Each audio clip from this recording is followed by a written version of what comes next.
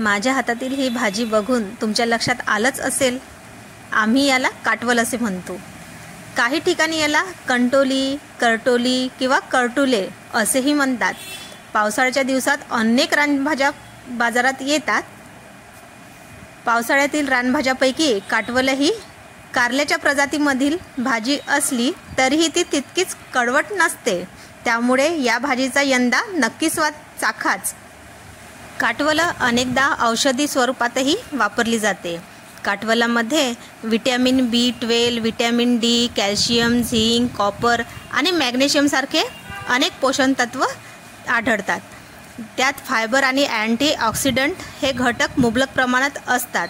त्यामुळे ही भाजी पचायला पण तेवढीच हलकी असते. मधुमेहासाठी देखील काटवल ही फायदेशीर आहे. चला तर मग स्टार्ट करूया.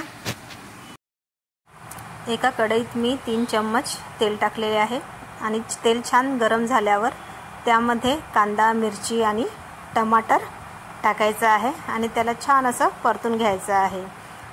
टमाटर छान शिजले पाहिजे. मग त्यामध्ये लसण जिरं टाकायचे आहे. मी लसण जिराची पेस्ट नाही टाकली, एक थोडं जाडसर असं वाटून घेतलेलं आहे. त्यानंतर त्यामध्ये तिखट, मीठ, जिरापूड, धनापूड, हळद आणि थोडीशी कसुरी मेथी टाकली आहे. त्याला छान असं शिजू द्यायचं आहे झाकून. काटवलाच्या भाजीमध्ये मी चणा डाळ टाकणार आहे, त्यामुळे मी अर्धा तास आधी भिजू घालून ठेवली आहे. आपलं छान तेल वर आलेलं आहे. आता त्यामध्ये मी ती चण्याची डाळ टाकणार आहे आणि छान असं परतून घ्यायचं आहे. चण्याची डाळ भिजून टाकल्यामुळे ती लवकर शिजते. छान असं मसाल्यांमध्ये त्याला फिरवून घ्यायचं आहे आणि 2-5 मिनिट झाकून ठेवून द्यायचं आहे. थोडंसं लक्ष ठेवायचं, खालून ती लागली नाही पाहिजे.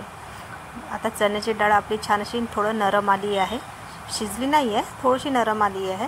त्यानंतर त्यामध्ये आपण चिरलेले काटवलं टाकून देऊया आणि छान फिरवून घेऊया.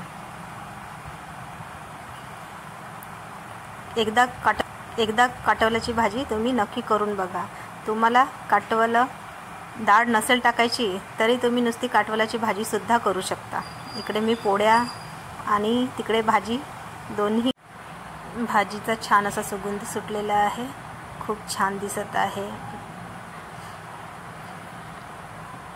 पुन्हा एकदा छान फिरवून घेऊन त्याच्यावर झाकण ठेवून आणि झाकणीवर थोडंसं पाणी टाकायचं आहे, म्हणजे पाणी खालून भाजी लागणार नाही. बघा किती मस्त तेल आलेलं आहे भाजीला. आणि सांबार टाकायचा आहे. त्यानंतर आपली भाजी रेडी, खाण्यासाठी रेडी. बघा किती मस्त दिसत आहे आणि टेस्टी पण तेवढीच आहे. नक्की एकदा करून बघा. गुणकारी औषधीयुक्त ही भाजी आहे. वर्षातून एकदा तरी ही भाजी खायलाच पाहिजे. तुम्हाला आजची रेसिपी आवडली असेल तर लाईक, सबस्क्राईब, शेअर नक्की करा.